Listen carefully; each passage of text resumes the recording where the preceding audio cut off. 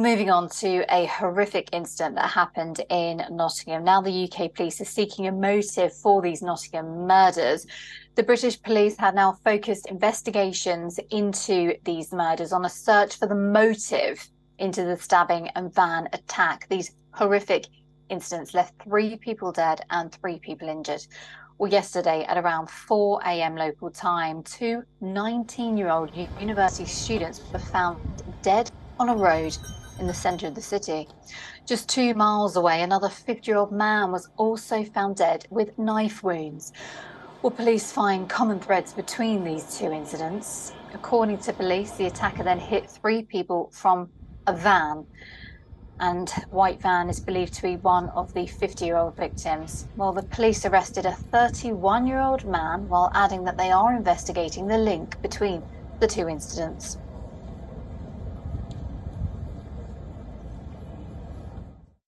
We are still in the early stages of the investigation and need to determine exactly what the motives were behind this attack. We are keeping an open mind and are working closely with counter-terrorism policing to establish the facts, as we would normally do in this type of circumstances.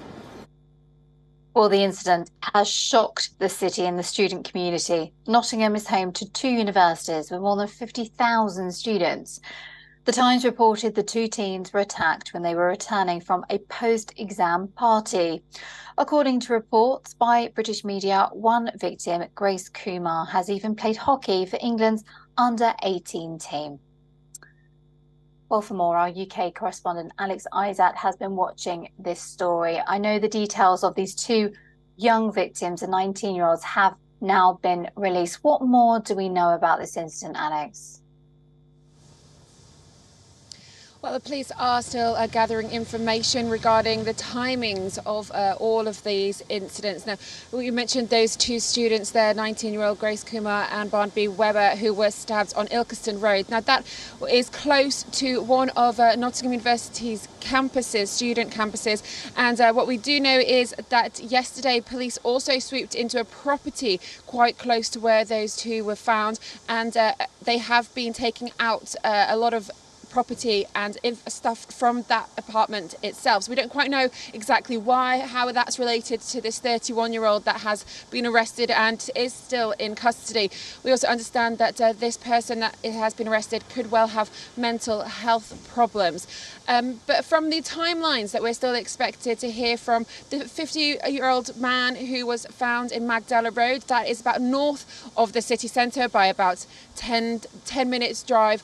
He was the owner of a white van, yet the police haven't confirmed for definite that that is the same white van that was driven into Milton Road, that's in the city centre itself, and therefore was used as a vehicle to run over 3 people and supposedly also a couple of more. That was seen at the scene where we saw police getting out another man from a white van and keeping him on the ground. That person has been arrested. There is still a lot of information that we are still getting together from the police in regards to timelines, whereabouts in the city that the incidents occurred. We do know that the campus is on the west. Magdala Road, where the 50-year-olds were found, was slightly north. And of course, Milton Road as well was in the centre itself where the people were run over. Why this person did it doesn't seem to be terror related. Police haven't ruled that out, of course, but they are still looking into exactly why this person did these atrocious acts. And of course, the whole of the city is still shocked.